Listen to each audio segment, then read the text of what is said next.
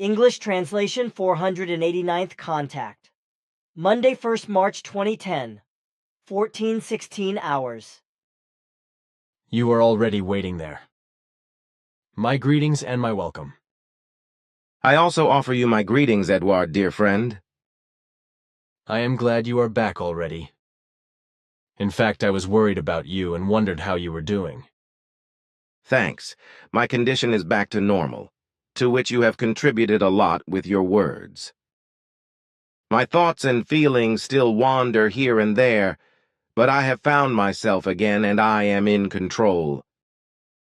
Nevertheless, I would like to talk to you again about a few things.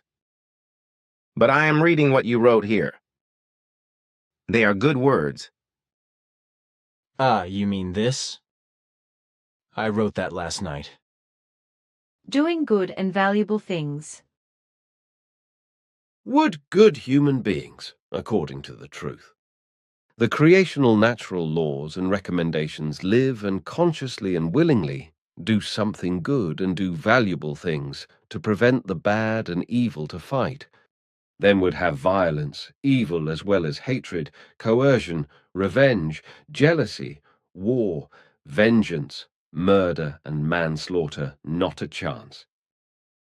Sim Ya Say Silver Star Center, 1st March 2010, 1:57 hours. Billy. They are really good words.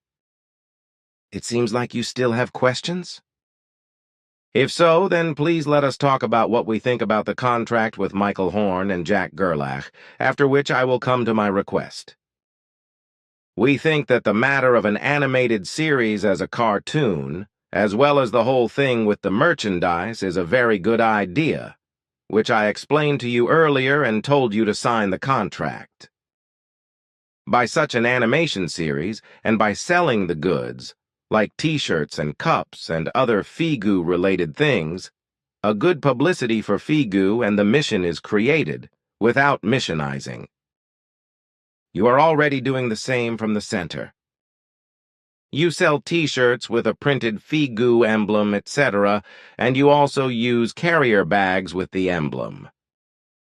This is absolutely the same good and right thing, and it is a justified and appropriate missionless advertisement for the mission. So there is nothing to complain about. And what you are doing in this respect is common practice in the USA and corresponds to a legal procedure and action. Furthermore, through such advertising in the USA, human beings will also become aware of the German language, which in principle should not only be distributed in the USA, but worldwide, which is why Figu literature and all your works should be distributed in German in all countries of the earth. There is also something to be said about the above-mentioned type of advertising. The whole thing is the same with your information stands, where only persons who are interested in the matter ask for more information absolutely voluntarily. Therefore, the sale of merchandise in the USA will be equally voluntary. Consequently, only persons will buy the goods who have an interest in them of their own free will. These will then also be those who ask for further information and possibly, also voluntarily, want to have more information and possibly also contact the Figu in the Mother Center. Basically, however, the whole thing has nothing to do with missionary work, but is merely an informative advertisement, which is also carried out in the USA and has no direct connection with Figu, and is also not under the name of Figu-I, as you said. This kind of advertising has long been spread worldwide from the USA and is common all around. Even if it is used commercially, it is still justified and has nothing objectionable about it, and therefore Figu and the mission are not harmed by it, but rather make a profit by advertising.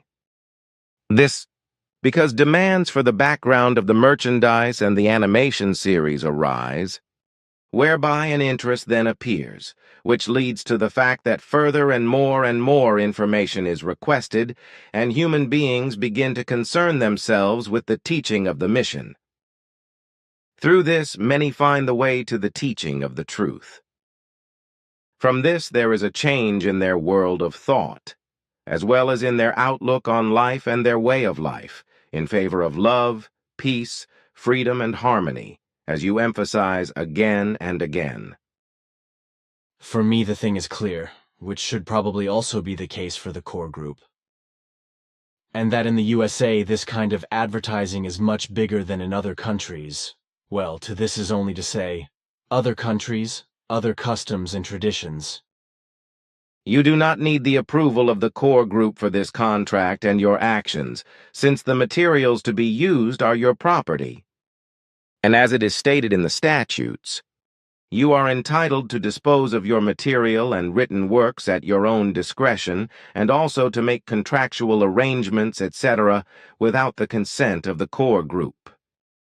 Furthermore, what we have already discussed in relation to the translation of writings and books by persons other than the Figu Mother Center is equally important.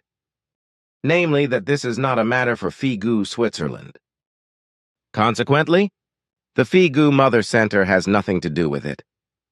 Nor does it interfere in the matter, as has already been established in relation to the translations of Figu literature by others, and must also be valid in this respect. If this were not done in this way, there would be a violation of the decisions taken by the core group and by us. All responsibility lies solely with those who handle and operate things outside the Figu Mother Center and under a name other than Figu. It should also be said that those responsible for the distribution of merchandise and animation series in the USA is not a Figu group, but is a free trader who is not subject to Figu dictates. But surely you still have questions that relate to other things, so we will turn to these, since the whole thing is now yes. As you say, my friend. Actually, I have something which still requires an explanation from your side. Christian Freiner brought me a question from Michael Horn and Professor James Deerdorf regarding the current CO2 content of the terrestrial atmosphere. But since I was not quite sure in regard to an answer, I asked Florina on the 25th of February for an explanation. Both obviously thought that the current content is not yet dangerous, and that it also does not climb so quickly. Besides that, they spoke of a 4% CO2 content, which is not, however, what was mentioned in our conversation of the 14th of October last year in regard to CO2. Florina answered my question by quoting the exact current content as 0.046%. This is in contrast to the claims of the terrestrial scientists who, with inexact calculations, would only calculate a value of 0.039%.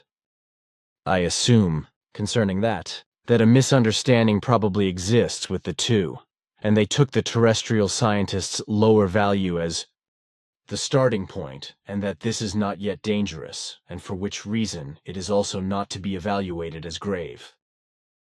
However, how they arrived at 4% is a puzzle to me because neither of us mentioned this number in our conversation.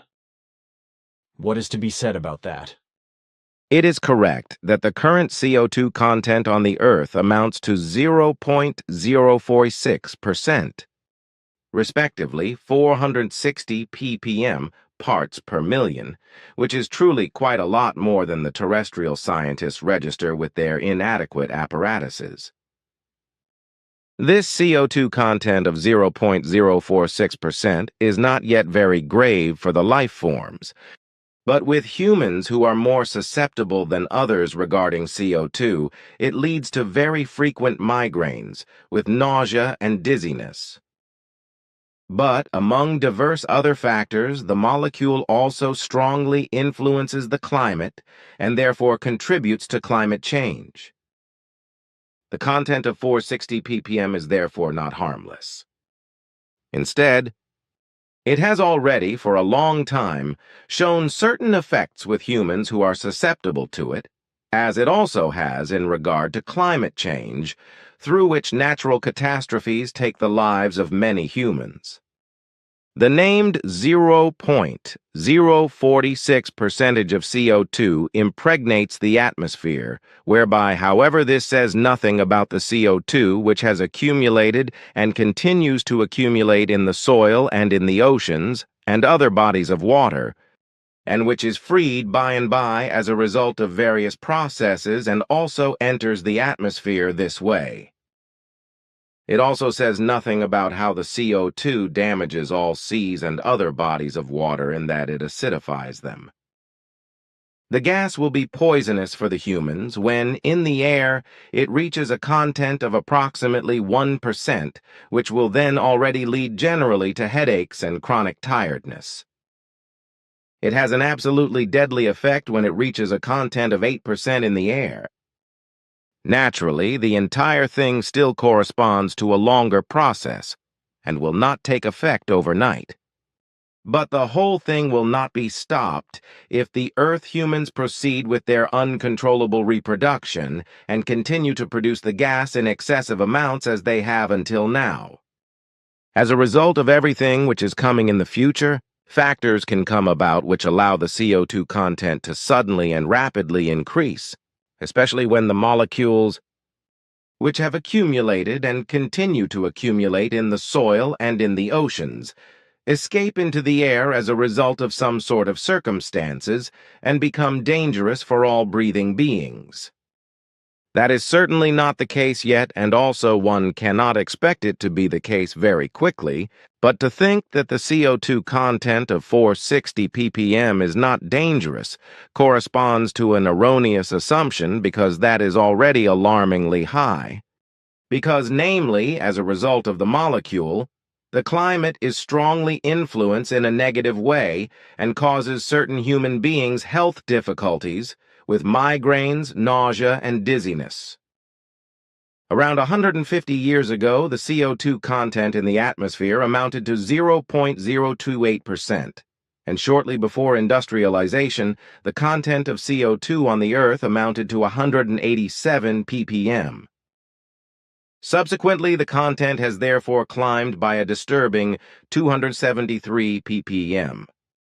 The terrestrial atmosphere has always contained CO2 in small amounts, but the Earth humans have unfortunately contributed very much to the strong increase of the gas content. And indeed, as a result of the irresponsible, excessive burning of fossil fuels, such as crude oil, natural gas, and coal, as well as a result of diverse other natural and chemically produced substances. Means of transport, such as aircraft, automobiles, tractors, other motor vehicles, and all kinds of work machines, as well as ships, which are powered by combustion engines, also contribute in a big way to the entire evil. To add to that are also power stations and factories which are powered in some way with gas or coal. Also the logging and clearing by means of fire of the rainforests, as well as other clearing of forests around the world, and the destruction and building over of riverside forests and fertile fields for residential buildings and factories, and so forth, contributed and further contributes to the increasing CO2 content. But now all the clever ones and know-it-alls who play everything down again will come again. That will unfortunately really not be avoidable. That will with certainty be so, just as it will that everything will be described as worse than it, in and of itself, already is. Then I have another thing about the English language. How the English language came about in the USA as a national and official language is clear from the history of the USA. Our FIGU member Helga Friedrich received the facts about this from a professor, Dr. Fröschel, who did some research on this and found the following as the final result. A handful of ethnic Germans in the state of Virginia, USA, supported the German language in 1794. This was also to be used in the first publication of the printed law's presumably state constitution, which was then also written in German.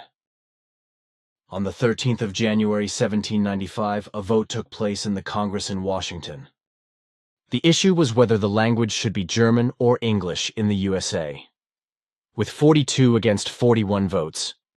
German was rejected, so that one single vote was decisive that the German language was rejected and English was accepted. This one vote belonged to a congressman named Muhlenberg, a pastor from Germany. According to these facts, the Christian religion also played a bad role here, as it has done in many relationships since time immemorial. Had it not been for the priest, the most valuable of all earthly languages, German, would be the one spoken all over the world instead of the wretched English. The information is correct, but you could also have heard it from me because I know about it. I did not know that. On the other hand, Helga has known the professor in question for a long time and was happy to take the matter up with him. But I want to mention what we talked about some time ago, namely the rotation of the Earth. We talked about it last year on the 3rd of February and the 3rd of October. We talked about the fact that the Earth was beginning to rotate faster as a result of the melting of the Earth's poles and glaciers. On the one hand, the melting process reduces the circumference of the Earth, but on the other hand, the Earth also expands again somewhat, which is pressed down by the ice masses. But this is only to a much lesser extent in comparison to the thickness of the ice, which melts away to a much greater extent. Thus, despite the slight bulging of the Earth's surface, the circumference is reduced, which leads to a faster rotation of the Earth. But this rotation, you said, is not noticeable to human beings, but only detectable with suitable technical equipment. As I already told you some time after our conversation, voices came up which doubted the whole thing. Recently, however, there have again been negating voices which doubt the whole thing, because the facts are not understood correctly, and it is claimed that the Earth's rotation slows down when the Earth's surface bulges up again. Yes, such subtleties appear again and again, because on the one hand not everything is thought out exactly, misunderstood, and on the other hand again and again attempts are made to find falsehoods and contradictions in our conversations, probably to be able to accuse us, especially me, of deceit or fraud. So the subject of the rotation of the Earth had to be taken up again and explained once more, just as the CO2 issue was also taken up again in our conversation today. I am now addressing the whole thing again because I read a short article in which exactly the same thing was explained as you explained with regard to the faster rotation of the Earth, namely that due to the worldwide melting of ice, the Earth is rotating imperceptibly faster. But this is not noticeable to human beings, but can only be determined by special apparatus. So with this, your statement is confirmed. It cannot be any other way either, because it is not in my nature to tell the untruth in anythings.